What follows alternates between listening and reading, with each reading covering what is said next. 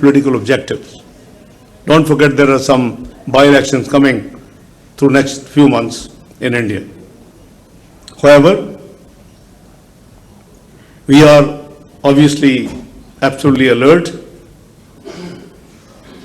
Regional and international peace and security cannot be sacrificed at the altar of narrow electoral gains.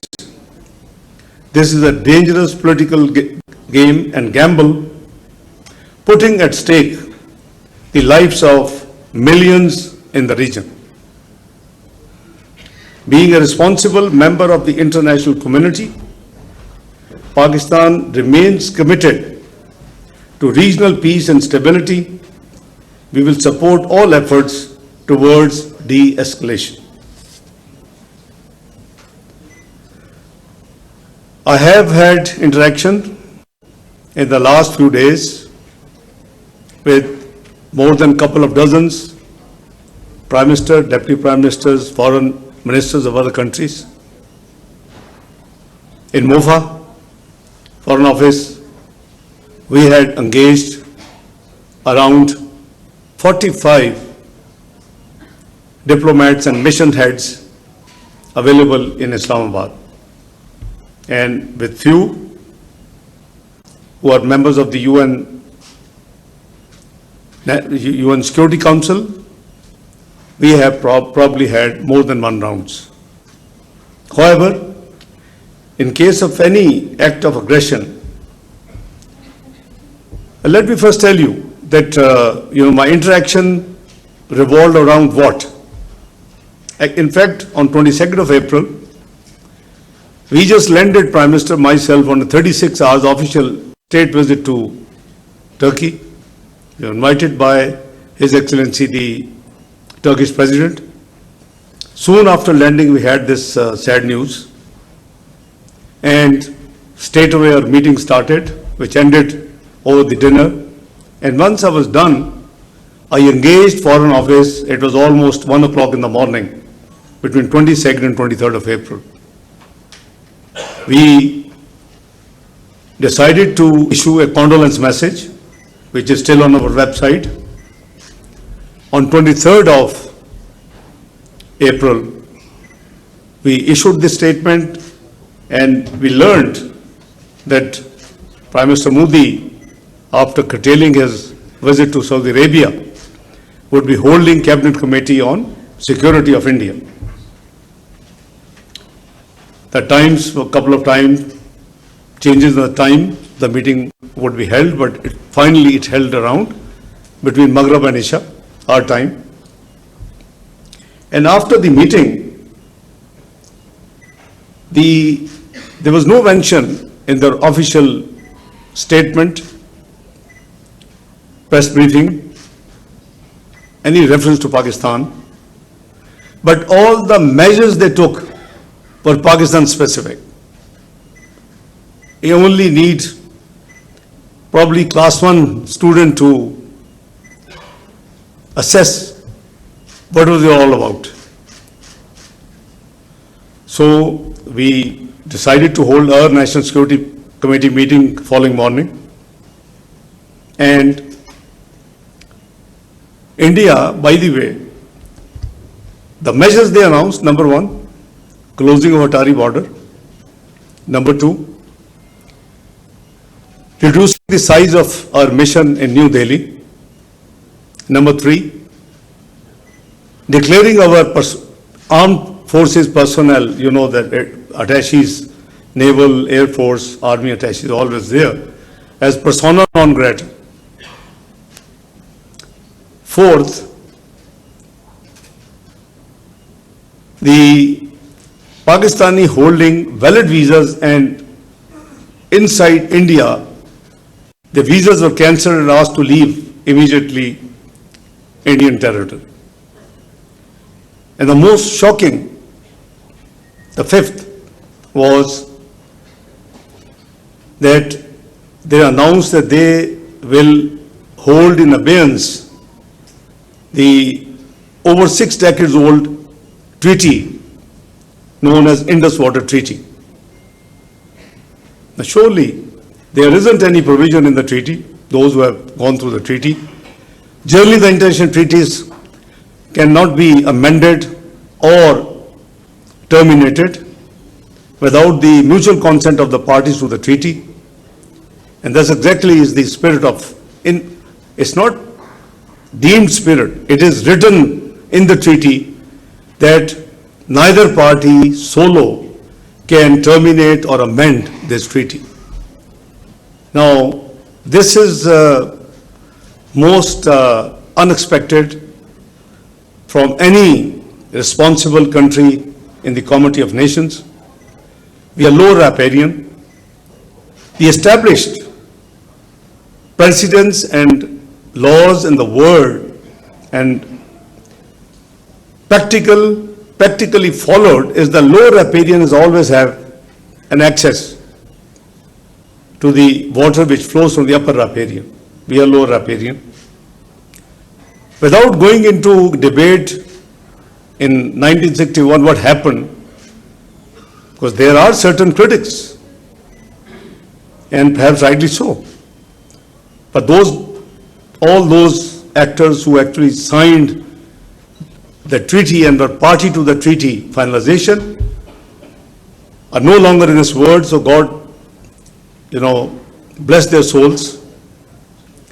But there was a huge criticism that giving away the right to 3 rivers of Pakistan wasn't a very good deal.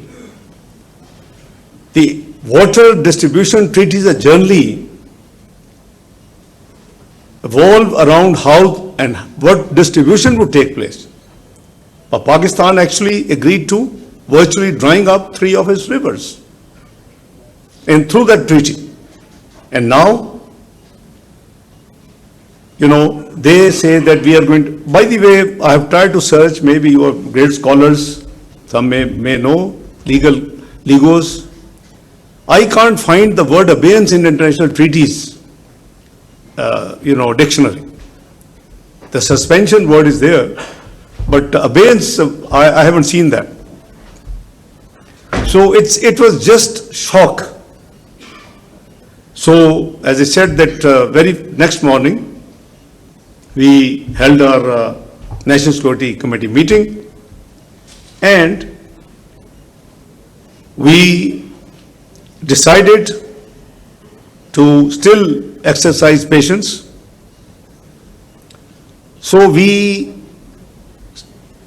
threw back the same measures on Indians what they have done to us. We closed Wagah border. We downgraded their mission here as a reciprocity. We declared that armed forces personnel persona non grata. We cancelled the Indians who were given visas and were in Pakistan and also asked them to leave. And we declared in no ambiguous terms that the holding in abeyance is non-starter, because we said it will tantamount to an act of war. We will not allow to divert or stop the flow of water, which is Pakistan's due share under the Indus Water Treaty. And in the National Security Committee meeting, we have made it amply clear that we would exercise restraint and we will not be taking any escalatory move. Almost these over 2 dozens world-renowned, as I said, Prime Minister, Deputy Prime Minister, Foreign Ministers. Even yesterday I spoke to Russian, I spoke to Malaysian Foreign Ministers. And they all, including UN Secretary General, the US Secretary Rubio, Russian Foreign Minister Lavrov, EU Foreign Minister, they all, when I speak to them, they all try to advocate that please, Mr. Foreign Minister, Mr. Deputy Prime Minister, whatever they want, they say, please restrain and do not react and do not take any escalating move. I have told each one of them three things. Obviously, there's a long calls explaining what India did, what we feel, why they have done it. I just given you an example of Pulwama. I'm not saying this, I don't have evidence, but analysts say this could be another ploy. It might have been self-choreographed. How come in 10 minutes the FIR is registered at a police station where you need to at least 45 minutes ride to reach? They completed investigation, they completed all the facts finding, they dealt with the on-site, and in 10 minutes the FIR was registered. Come on, nobody's fool. And then what they conveyed, because obviously all these international dignitaries are talking both sides. Few of them, great friends, I have very good relationship, working relationship with them, suggesting me, can you try and help the perpetrators to be caught? I say, hang on, do you know the distance? Where it happened and where is the line of control? They don't know. 230 kilometers. I mean, you can write in 10 minutes FIR, but you can't hold the perpetrators who did all this business and heinous act there. Listen, one thing should be very clear. Pakistan has always and will condemn terrorism in all its forms and manifestations. This is our country policy. This is not now. When we fought against terrorism 2013-17, I was finance minister of Pakistan. I know how many hundreds of billions we had to finance. Even this was the policy decided, declared at that time. And we also declared we will not allow our soil to be used for any terrorist activity against any other country. The state is not involved at all in this sad incident. But so I keep telling these guys, my colleagues, diplomatic colleagues, that listen, it is as per analysts, some analysts, that they say this could be a ploy. And why? Because India has been now communicating with us officially that this treaty needs to be, a lot of ground realities have changed. This treaty needs to be revisited, and we are responding to the latest communications. Two will be responded. But who can forego a drop of water because the future projections of water is said to be creating maybe wars in future? We can't give up a drop of water, which is our right. We honor, as I said, regardless of the certain criticism which was then, took place and which still people, but we are honoring the treaty in letter and spirit, and we had made it abundantly clear. So some analysts, with hindsight of Pulwama, they translated this recent, year plus negotiations, communication rather, between the two on this subject, that this could be the aim, and they have demonstrated the aim by declaring that we are putting in abeyance. However, as I said, I have told all these friends three things. I said, listen, let me make your life easy. You're asking and appealing both the countries to exercise restraint. You're talking to me, you're talking to the next door neighbor. Let me make your life easy and resolve 50%. I said, we will demonstrate full patience. We will exercise restraint. On behalf of Pakistan, I give him a word, we will not be the first one to do any escalatory move or action. I think we can't do anything beyond. So when I say this thing, it automatically, changes the situation. They understand, and I said, you have to work on the other side, don't worry about us. I've given you a word. This is all minuted in the history and record of the Ministry of Foreign Affairs, and this is the policy decided in the National Security Committee, chaired by the Prime Minister of the country, Muhammad Shahbaz Sharif, attended by the Armed Forces, chiefs, the Chairman Joint Chief, the Army Chief, the Air Chief, the Vice Admiral of the Navy. So they were all there. So it's a unanimous decision to exercise restraint, and we will not be the first one to make any escalating move. But in case any act of aggression by India, I am making it very clear, including last night to Russian Foreign Minister, that in case of any act of aggression by India, there should be no doubt in anyone's mind that Pakistan will do nothing. Pakistan, let me tell you, Pakistan will resolutely defend its sovereignty and territorial integrity in exercise of the inherent right of self-defense as enshrined in the Article 51 of the UN Charter. So, I have given loud and clear message to the almost major countries of the world that where do we stand and what they can expect from us in case of. Let me also tell you something, that Alhamdulillah, we are absolutely alert. We are absolutely in a position. Our armed forces are, ready, and there has been an attempt between the night 29th and 30th of April. We had credible news of some misplay or adventurism by Indian Air Force.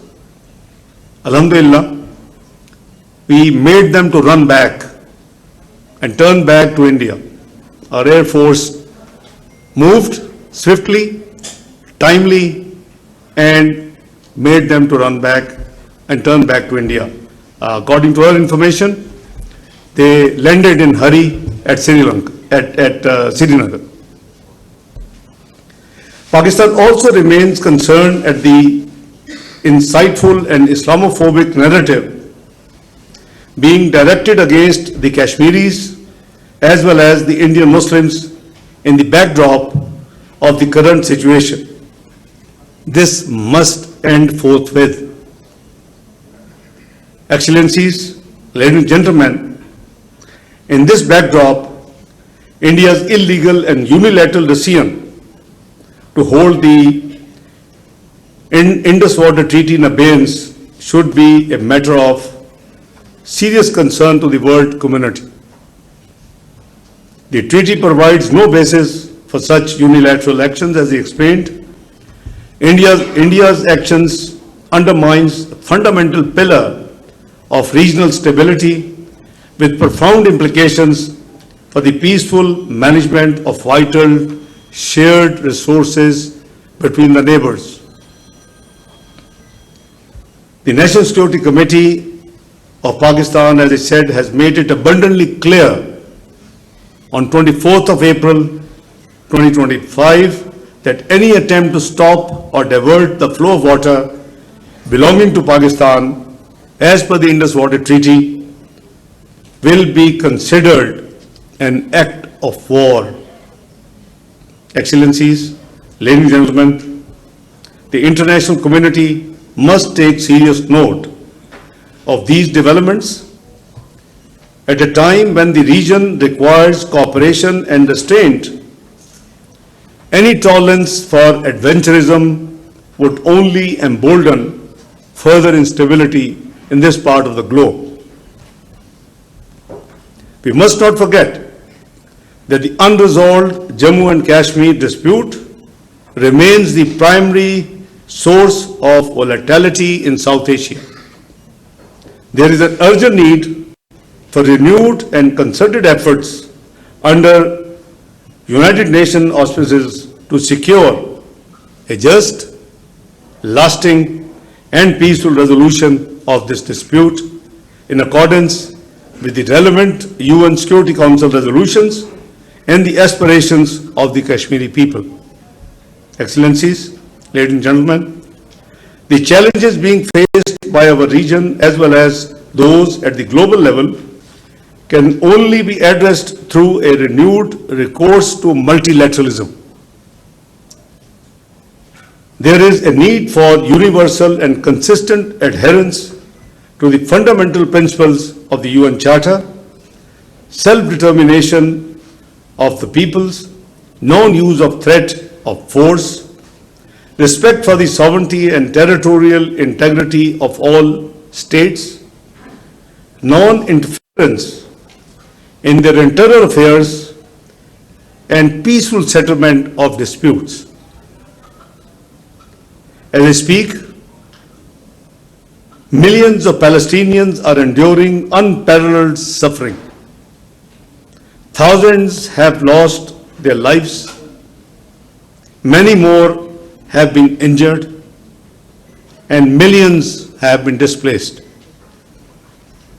Humanitarian aid is being deliberately denied to millions in dire need, and humanitarian workers are being targeted with impunity. I've seen what's going on with UNRWA. You must speak and speak with one voice to demand an immediate and permanent ceasefire in Gaza and ensure free flow of humanitarian assistance and lifting of all barriers. We ourselves have been experiencing this problem. We have sent almost 1.5 consignments at different times. First we were sending to Gaza through Egypt. Problems erupted. I had to engage Amman. We started sending consignments through Amman. Then issue expanded to Lebanon. We sent our consignments to Lebanon and followed by Syria. So we have been experiencing, we are doing on pure humanitarian grounds this humanitarian assistance through the National Disasters Management Authority, who takes the lead in implementing the decisions of Prime Minister Shehbaz Sharif and the government in this regard. So I personally believe that lasting peace in the region cannot be achieved without allowing Palestinians to exercise their inalienable right to self-determination for a viable, secure, contiguous, and sovereign state of Palestine on the basis of pre-1967 borders and with Al-Quds Al-Sharif as its capital, in accordance with the relevant UN resolutions. The vicious cycle of poverty and rising global inequalities cannot be addressed unless we make head-on the inequalities in the international economic relations and take them head-on.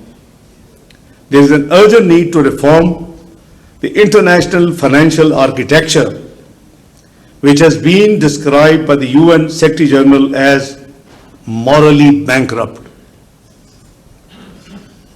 Those who have the supply of resources and those who require the resources, there's a huge gap.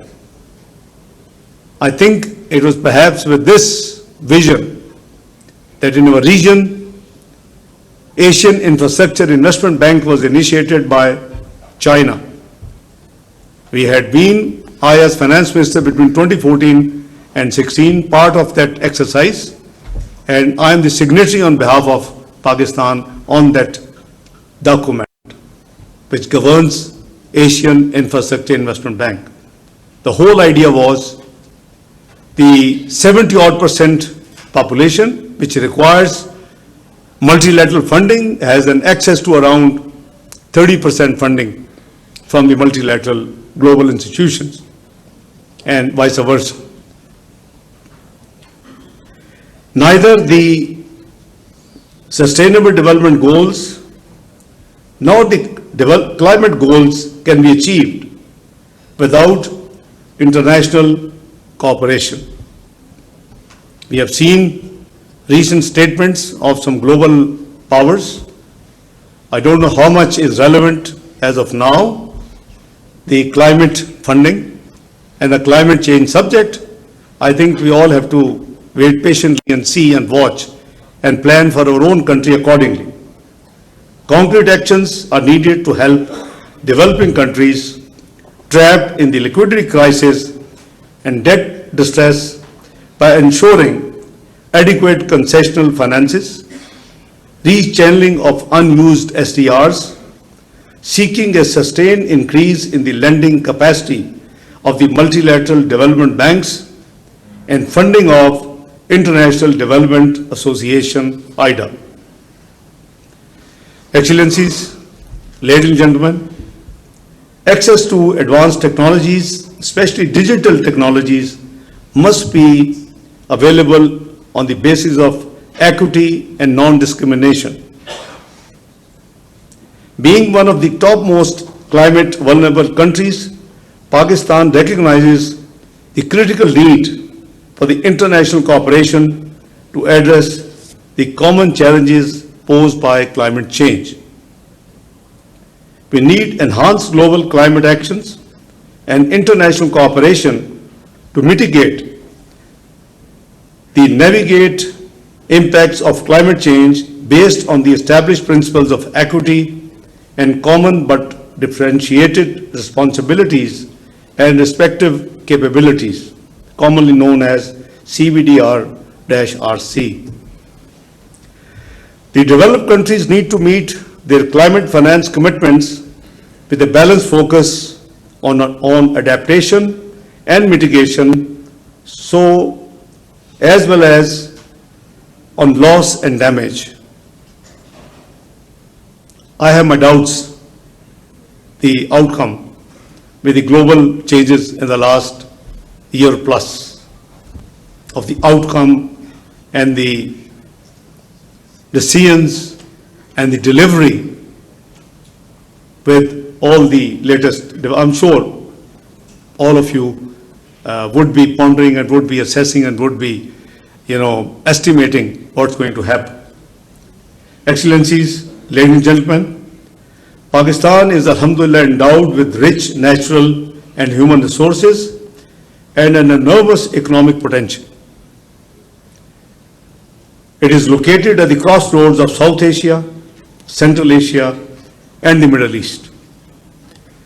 This I say as a faith. As a Pakistani, I have a faith that this country has the resilience and the potential to come back and be part of the big 20s.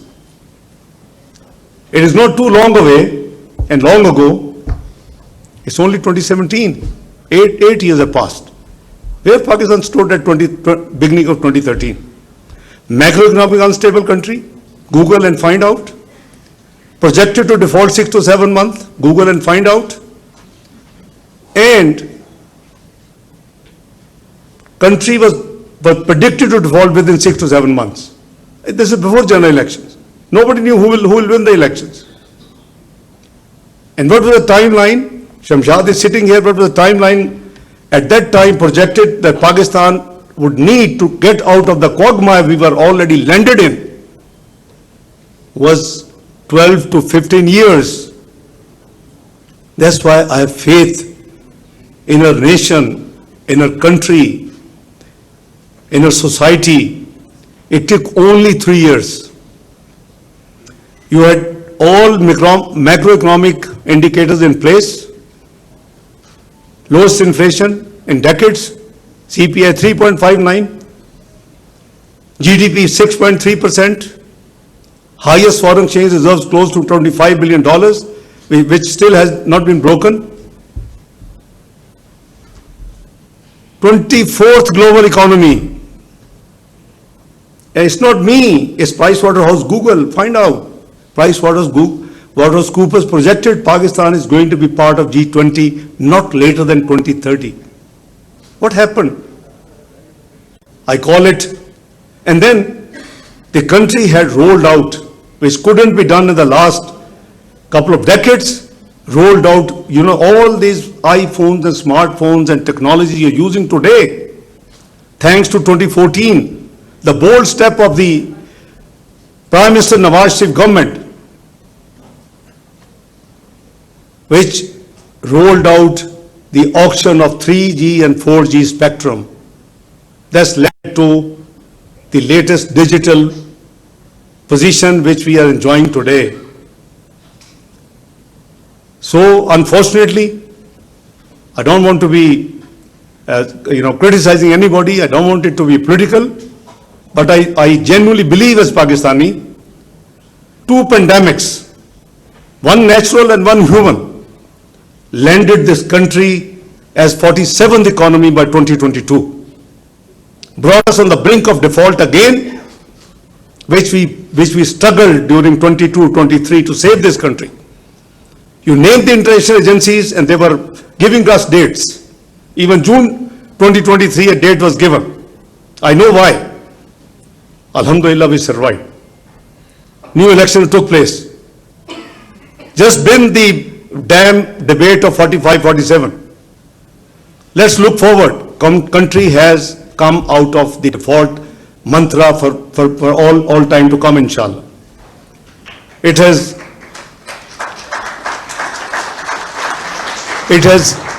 started on the trajectory of growth. I welcome everybody, all parties, to please, for national interest, we must work together. I think there's a recent demonstration you had seen in the Senate. Former Prime Minister Anwarul Haque sitting here, I just saw him. So you see, we demonstrated. I had to just spend 2 hours with all the political parties, regardless who is who. We managed to come out with a consensus resolution condemning what's happening, warning that if India does anything, we are all united. You see, this is the spirit. But on the other side, again, by experience 2013-17, you have the scope to go back from 47 to part of G20. You have to just work hard. बहुत लोग कहते हैं जी debt trap हो गया, ये हो गया, वो हो गया. What debt trap? What is debt to GDP of America, the big power? Over 109%. What is debt to GDP of United Kingdom after COVID? Over 100%. What is debt to GDP of Japan? 257%. और भाई मैंने तो 63% पे छोड़ा था 2017 में. When we came back, it was 73. We have self-imposed a law. मैंने उसको इनिशिएट किया 1999 में the date responsibility and limitation act के 60% तक रहेंगे, पर ये कोई सहीफा आसमानी से नहीं उतरा हुआ. God has blessed this country with over $10 trillion of rare earth material, lithium, copper, gold, hydrocarbons, granite. So please have faith in your country. Governments आती जाती रहती हैं, लोग चेंज होते रहते हैं.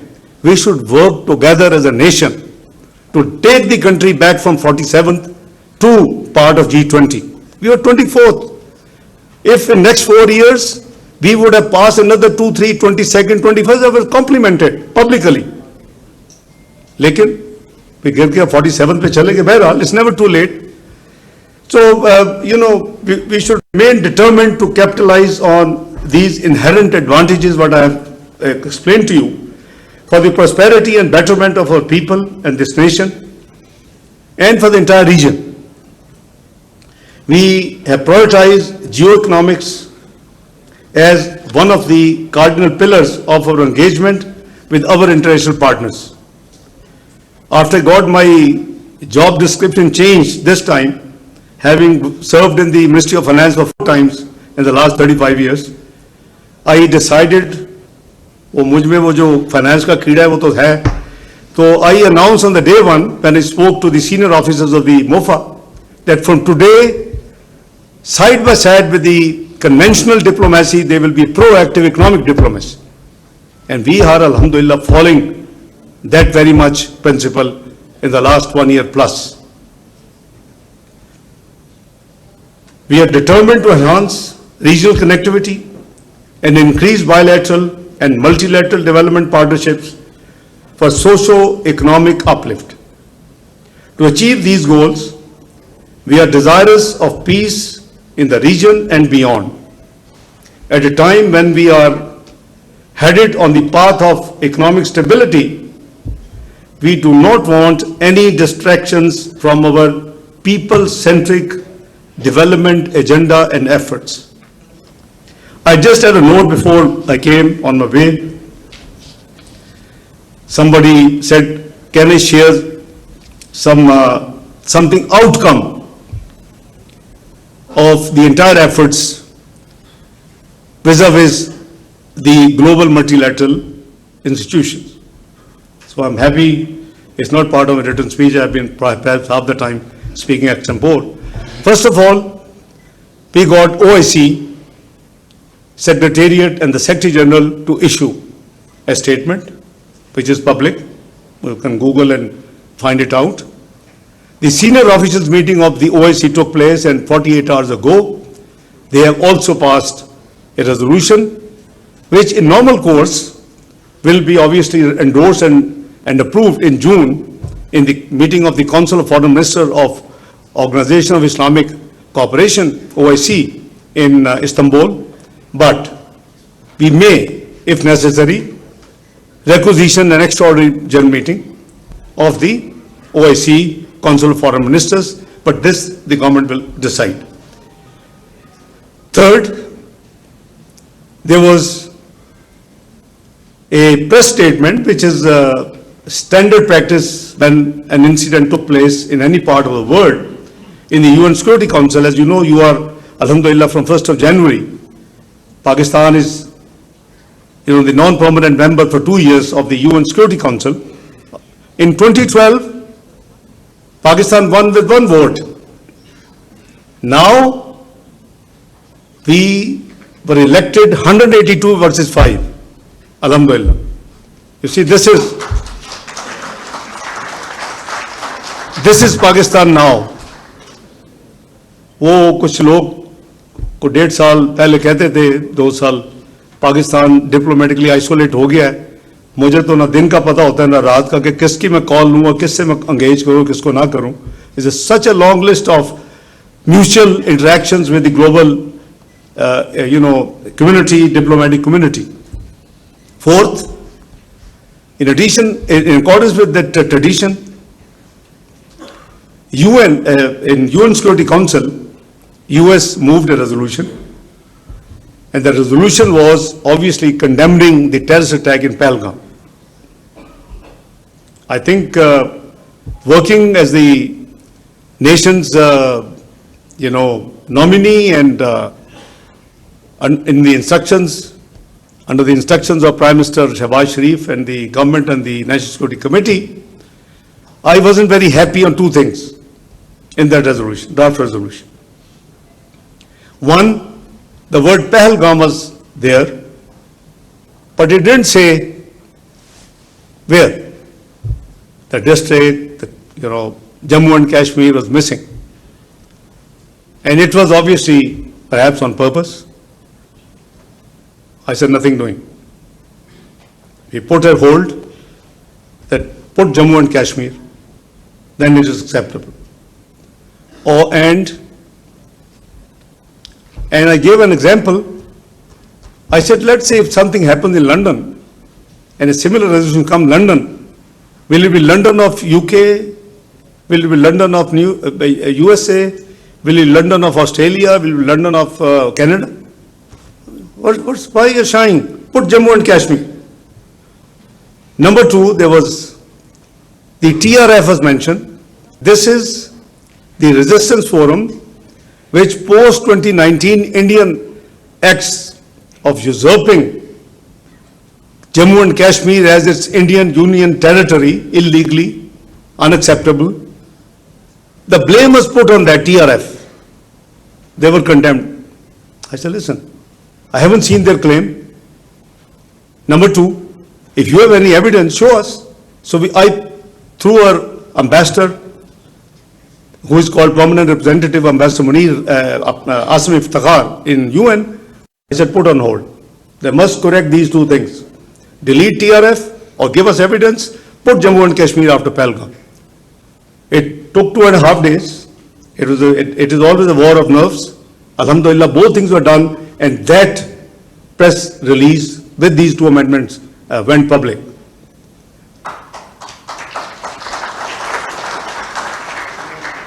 Lastly, Sunday was, for me, there is no Sunday or weekend. I was busy talking to Malaysia, talking to Foreign Minister Lavrov of Russia, etc., and dealing with many things related to it. With the approval of Prime Minister and in consultation with the Army Chief, General Asim Munir, I have directed last night our permanent representative in UN to summon and request for a meeting of the UN Security Council. Let's share with them what I have talked to you here. Let's share with them with the facts and figures and the detail and the evidence we have shown other day when ISPR, Lieutenant General Sharif Saab with me, and our spokesperson Shafqat Ali Khan was with me. I'm sure you would have seen it. It was elaborate. So we have triggered it last night. And fourth, and the last, OIC, there's an OIC contact group permanent observer status in UN. We managed to have the meeting, and there is a resolution which is going to be out any day during our working hours, inshallah, and maybe 7, 8 in the evening. So that has also been done. So we are, as your representatives and the government, are doing whatever best we can to deal with the situation. Visibly, India has gone defensive.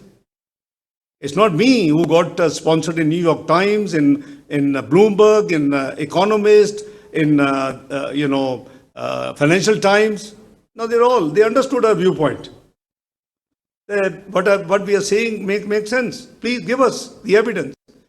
Pakistan has categorically made an offer by Prime Minister Shahbaz Sharif in his address to the Kakul Passing Out Academy on Saturday, within days of this incident, that we are ready for any independent, transparent, international probe and investigation because our hands are clean.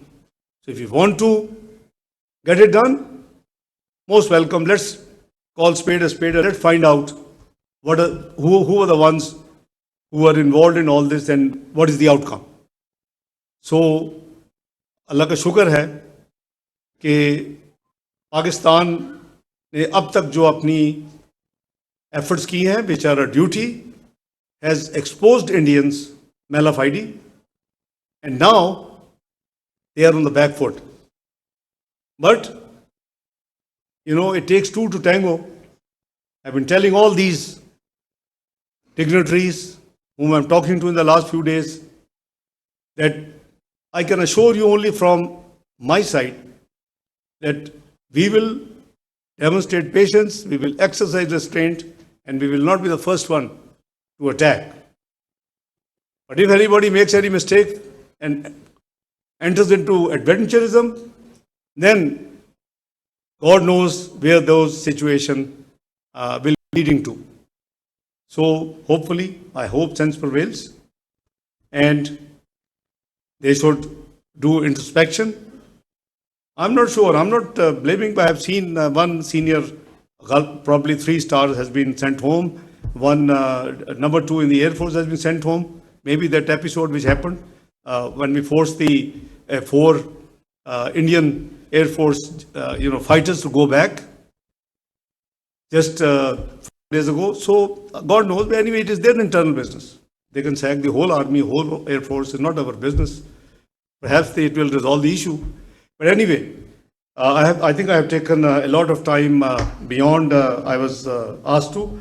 I do hope that the international community will help us achieve the goals I have enumerated in my little talk, and any spoilers in the region will be prevented from obstructing our path to peace and prosperity.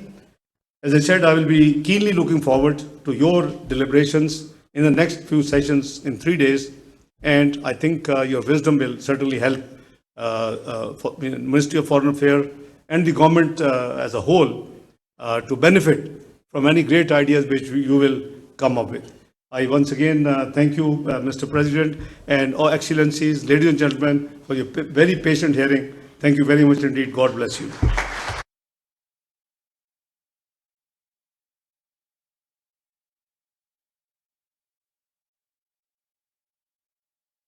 अब जारी था। उनका कहना था कि पाकिस्तान किसी भी सूरत हाल में पहला कदम नहीं उठाएगा। इसहाक डार ने कहा, अगर जारहियत मुसल्लत की गई तो पूरे कौमी अज़्म और ताकत के साथ जवाब दिया जाएगा।